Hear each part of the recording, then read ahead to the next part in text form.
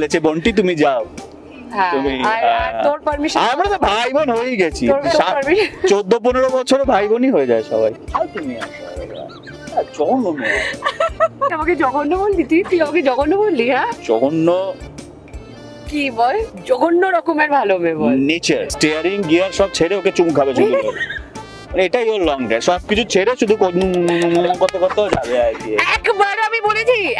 কি না গেল তাহলে কে জঘন্য নেচারে সেটা তাহলে দেখো কে জঘন্য নেচারে এই জন্যই ঐন্দ্রিলা বোন হয়ে গেছে এই কারণে শুধু ওকে চুম খাবে শুধু ও লং ড্রাইভ ওটাই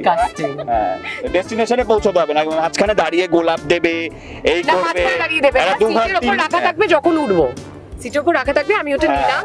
সিটের উপর রাখা থাকবে খুব সুন্দর রোমান্টিক প্লেলিস্টটা চলবে তারপর লং ড্রাইভ হবে হাতে হাত রেখে এন্ড ইয়া সিটের উপর রাখা থাকবে বসবে আগে পেছনে কাটা ফুটবে ওটা থেকে শুরু জার্নি বাহ কি রোমান্টিক কেন ভাই বোন হয়েছে ওরা দেখো তাহলে দেখো বাহ সত্যি লং ড্রাইভে যাচ্ছি আমরা না আমরা এখন যাচ্ছি বহরমপুর বিকজ আমাদের আজকে রক্তবীজ 2 এর ইভেন্ট আছে এবং সেখানে জমিয়ে আমাদের ইভেন্ট হবে যেখানে ও পারফর্ম করবে আমিও পারফর্ম করবো পুরো টিম এবং শিবুদা মনে পারফর্ম করবে শিবুদা তো আজকাল পারফর্ম করছে প্রমোশনে আমি দেখছি তো শুধু অন্য ছবিতে ব্রেক ডান্স করলে তো হবে না আমাদের ছবিতে ব্রেক ডান্স দেখাতে হবে তো আমরা সেখানেই যাচ্ছি বহরমপুরে মোহনমলে বছর পর ফাইনালি হ্যাঁ না এত চিন্তিত মুখ নিয়ে তুমি দাদা বনিওকে পারমিশন দিয়েছে নাকি হ্যাঁ আমার তো পারমিশন নিতে লাগে না লাগে না তার কারণ এটা একদমই ডিভিডিতে তো বলেই দিয়েছে কেন লাগে না ভাই বলেছে বন্টি তুমি যাও তুমি তোর পারমিশন আমরা তো ভাই বোন হয়ে গেছি 14-15 বছর ভাই বোনই হয়ে যায় সবাই 14-15 বছর হয়ে গেলে তো একটু বলো অসাধারণ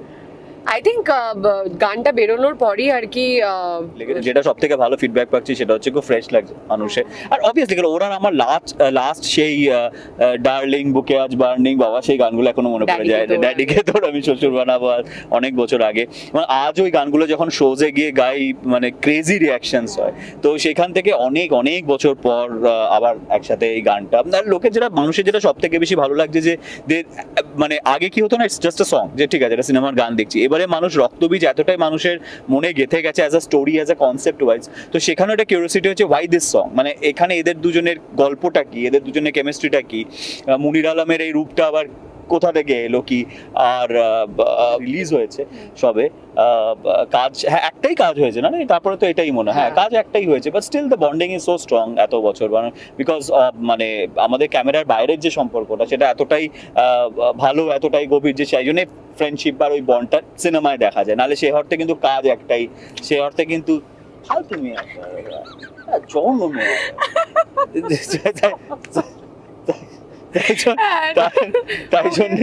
তাই জন্যই আমাদের এখানে কেমিস্ট্রিটা আরো এত ভালো বোঝা যাচ্ছে ইনফ্যাক্ট আমাকে জঘন্য বললি তুই আমাকে জঘন্য বললি হ্যাঁ কি বল জঘন্য রকমের ভালো মেয়ে বল নেচার জঘন্য রকমের ভালো ওকে না নেচার জঘন্য বললে ওর কিছু যায় আসে না দেখলে যদি কেউ ওকে জঘন্য বল নেচার জঘন্য বলো হ্যাঁ স্টিল ওকে ইটস ফাইন তুইও জঘন্য এরকম না দেখতে জঘন্য কি বললি ওইটা নিয়ে খুব কনসিয়াস বাট ইয়েস মানে মানুষ খুব ভালোবাসছে না ইটস ইকুয়াল মানে ও হ্যাঁ মানে ইটস ইকুয়াল সো আমি ওকে পুরোটা দোষ দেবো না বাট আমরা কোনোদিনই শান্ত বাচ্চা নই মানে শুরুতেও ছিলাম না এখনো নয় সো আমরা যখন বিদেশে শ্যুট করছিলাম আমরা খাওয়া দাওয়ার মধ্যে ছিলাম আমি ওকে অনেক কিছু বললো প্রথম যে না আমি ডায়েট করছি আমি এটা খাবো না গানটা ওভার হয়ে যাক তারপর খাবো জাস্ট 1 ঘন্টা গেল তার মধ্যে রোদটা আরো বেশি তীব্র হলো ও গরমের টানে সবকিছু খেয়ে ফেললো ঠান্ডা ডাব ঠান্ডা ইয়ে মানে ওর ডায়েট তখনও ভুলে গেছে ও খাওয়া দাওয়ার মধ্যে অ্যান্ড অবভিয়াসলি থাইল্যান্ড গেলে একটা দেখো যতই হোক আউটডোরে গেলে আমরা সবাই এক্সাইটেড থাকি এমনিও সো আর আমরা পুরুষরা তো থাইল্যান্ড গেলে এমনি এক্সাইটেড থাকি তো ওই জন্য আমরা এক্সাইটেড ছিলাম পুরুষরা এক্সাইটেড ছিলেন আর কে পুরুষ জেনে নাও আই ডোন্ট নো একটু এই রায়ের সংখ্যাটা কারা? আবির তো গেছিল থাইল্যান্ড, ও বাবা বললে হবে, ও বাবা। আবিরটা থাইল্যান্ড যায়নি, বাট হ্যাঁ, বাট যদিও আনফরচুনেটলি আমাদের সেখানে দেখা সেভাবে হয়নি, আমাদের এই কাপলটা কমপ্লিটলি ডিফারেন্ট লোকেশন ছিল, ওই কাপলটা কমপ্লিটলি ডিফারেন্ট লোকেশন ছিল, বাট হ্যাঁ মজা হয়েছে। আরেকটা বিষয় যে এত হেকটিক ভাবে শুট হয়েছে আমাদের, আমরা এটা যে বুঝিনি। মানে কখন শুট শুরু হলো শেষ হলো, আনন্দে মজায় মজায় হাসি ঠাট্টায় কখন শুট শেষ হয়ে গেল ওই গরমে। ইনফ্যাক্ট যে বোটের সিনটা তোমরা দেখছো, ওটার পেছনে যে কত এরকম বিটিএস আছে,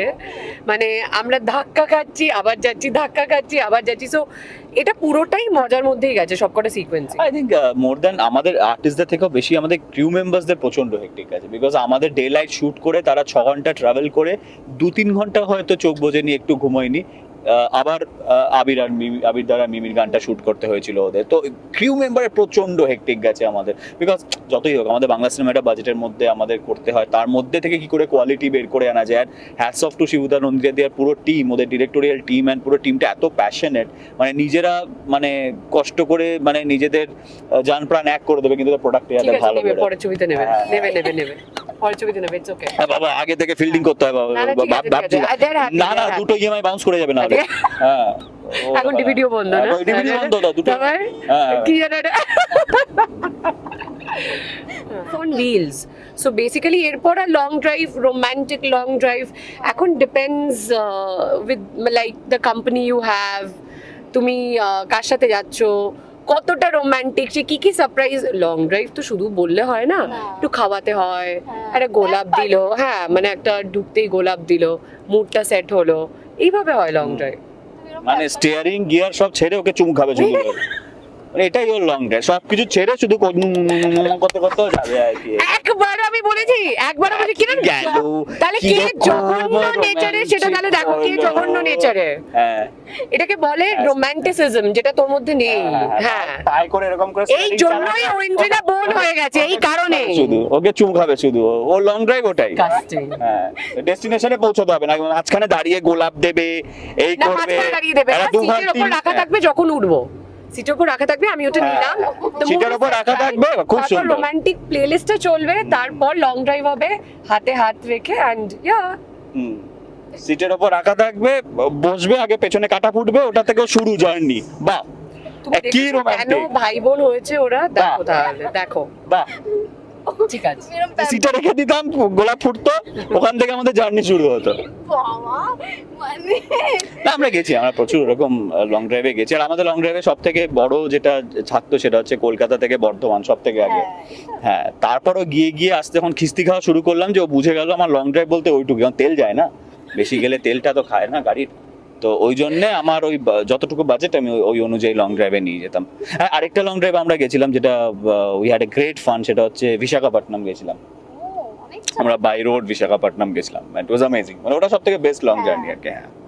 তো এই তারপর কিছু আমি কখন ওকে কতবার বলছি চল বর্ধমানে, উইল হ্যাভ ফান, বিকজ একটা টিম গেলে তো ভালো লাগে না অবশ্যই। তো তোর টিমে তো আরো লোক আছে যারা যাবে তোর সাথে সবার এক ফান দিতে, সবার এক ফান দিতে তোকে। সবার এক প্রবলেম, কি ঢপ দিচ্ছে বুঝতে পারছি না, বিশ্বাস কর, কিন্তু সবার এক প্রবলেম,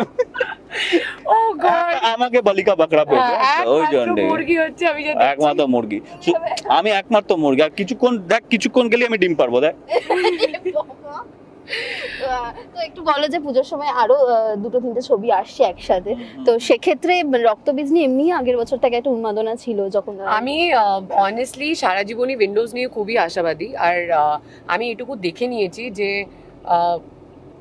যত ছবি আসুক, উইন্ডোজের যে দর্শক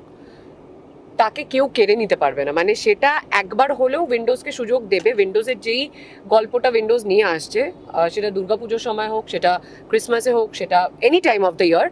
দর্শক কিন্তু যাবেই, উইন্ডোজকে একটা সুযোগ দেবেই, তাদের ছবিটা দেখবে, বিকজ নন্দিতা দি অ্যান্ড শিবুদার উপর তাদের মানে একটা আলাদা বিশ্বাসের জায়গা, সেটা ভরসার জায়গা। তো আমার মনে হয় সেই ভরসার জায়গা থেকে যেমন রক্তবীজে নিরাশ হয়নি, যেমন বহুরূপীতে নিরাশ হয়নি, তেমন রক্তবীজ 2তেও কেউ নিরাশ হবে না। না অফকোর্স একদম ঠিক কথা বলছো। আরে কেন টাকাটা, আরে পরে আরে ওরই তো রেমুনারেশন থেকে কাটবো পরে, কিন্তু হ্যাঁ আমি বলছি যে না অবশ্যই, এবং সত্যি মানে একটা আজকাল না সব থেকে বড় কথা রোমান্টিক সিনেমা হওয়া খুব কমে গেছে। রোমান্টিক আমরা কিন্তু আমাদের 100% দিয়েই কাজ করি সবার সাথে, বাট কোন জুটিটা দর্শকের মনে দাগ কাটবে সেটা কিন্তু দর্শকই ডিসাইড করে। সো সেই জায়গা থেকে আমাদের দুজনের পেয়ারিংটা সবার খুব পছন্দ। তো এবার দেখা যাক কি হয় আফটার রক্তবীজ, but definitely I am expecting যে পজিটিভ রেসপন্সই হবে।